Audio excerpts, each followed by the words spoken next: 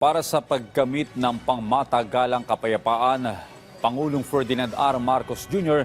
ginawaran ng amnestiya ang 4 na rebel group sa bansa, kabilang na ang CPP, NPA, NDF. Ngunit hindi saklaw nito ang mga miyembro na naharap sa ilang mga kaso.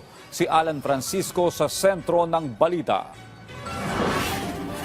Naglabas ang Malacanang na executive order at mga proclamations o mga kautusan na nagbibigay ng amnestiya sa mga rebelde at insurgents para mahikayat silang magbalik loob sa pamahalaan. Alinsunod sa Executive Order No. 47 na nilagdaan na Executive Secretary Lucas Bersamin, inaamyendahan nito ang Executive Order No. 125 Series of 2021 o ang creation of the National Amnesty Commission.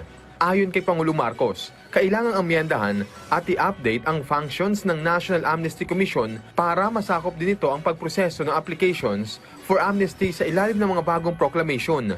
Ang komisyon na ginawa sa ilalim ng EO No. 125 ay magpapatuloy at madedissolve lang oras na makumpleto nito ang mandato o depende sa utos ng Pangulo.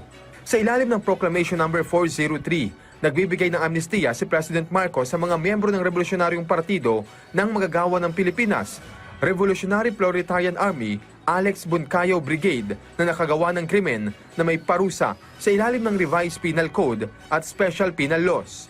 Hindi sakop ng proclamation na ito ang kidnap for ransom, massacre, rape, terrorism, paglabag sa Comprehensive Drugs Act of 2002 at iba pa.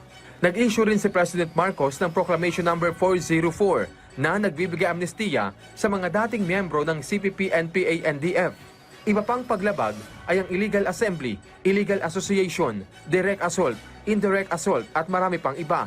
Hindi kasama sa amnestiya na ito ang mga kidnap for ransom, massacre, rape at iba pa.